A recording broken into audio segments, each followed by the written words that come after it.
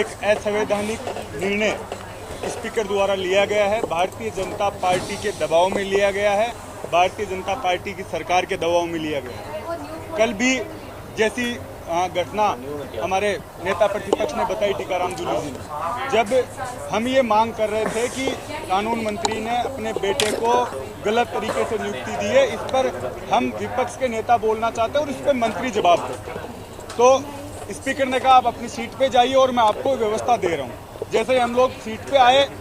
और स्पीकर कहने लगे आप हमें लिखित में दे दीजिए और मैं परीक्षण करके कल आपको समय दूंगा। पहली बात, जब आप हम लोगों से ये बात कर चुके थे उसके बाद अपने बात से आप मुकरे, और उसके बाद जब नेता प्रतिपक्ष बोल रहे हैं तो श्रीचंद कृपलानी और हरलाल सारण दोनों बार बार उनको टोक रहे थे, बीच में खड़े होकर बोल रहे थे। तो मैंने सिर्फ इतना बोला कि जब नेता प्रतिपक्ष बोल रहा है तो आप लोगों को अधिकार नहीं है, क्योंकि जब आपका नेता बोलता है तो हम लोग सब सुनते हैं, तो आपको ये बात सुननी चाहिए। उतने में पूरी भाजपा खड़ी हो गई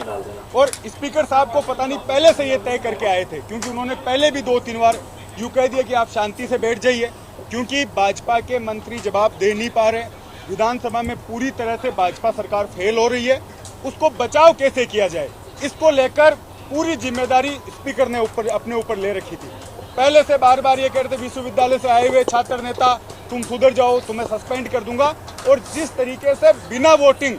और जिस जल्दबाजी में कल सस्पेंशन हुआ, कल मार्शलों द्वारा जिस तरीके का बर्ताव हमारी महिला विधायकों के साथ, बुजुर्ग हमारे जितने भी विधायक थे उनके साथ किया गया, एक जैसे सड़क पर झगड़ा होता उस तरीके की नौबत सदन में आई, और उसके बाद गतिरोध तोड़ने की बजाय भाजपा सरकार, भाजपा के मंत्री और स्वयं स्पीकर, आज उनका बयान देखिए कि कांग्रेसी, जब आप उस पद पर हो तो आपका ये दायित्व बनता है कि पक्ष और विपक्ष आप भाषा का उपयोग करें। कांग्रेस ये इस तरीके की भाषा बोल रहे हैं, तो ये जितनी भी चीजें घटी, और उसके बाद आज वापस से वो सुबह मुख्यमंत्री जी 10 बजे सदन में आते हैं, विधायक दल की मीटिंग लेते हैं, और ये चाहते थे कि हम खड़े होकर माफी मांगे, मैं उठ के बाहर आ जाऊं, लेकिन कांग्रेस पार्टी, हमारे नेता टीकाराम जूली जी, सीएलपी लीडर, सबने जिस मजबूती के साथ संविधान की रक्षा के लिए और इन भाजपा के लोगों को ये मैसेज देने के लिए जिस तरीके से रात भर सदन में डटे रहे, वो इनसे सहन नहीं हुआ। और बोक लाइट में आज भी आप पूरी प्रोसीडिंग देखेंगे, वीडियो देखेंगे, जब कोई भी प्रस्ताव आता है तो पहले स्पीकर है वो वोटिंग करवाता है और उसके बाद सस्पेंशन होता है। उन्होंने जिस जल्दबाजी में किया, असंवैधानिक तरीके से किया है, पूरी पार्टी जिस तरीके से एकजुट है, आगे के आंदोलन के लिए हम लोग रणनीति बनाएंगे, पूरे सीनियर नेताओं के साथ बैठकर किस तरीके से असंवैधानिक निर्णय लिया है, इसके खिलाफ क्या कर सकते हैं, उस पर हम लोग रणनीति बनाएंगे।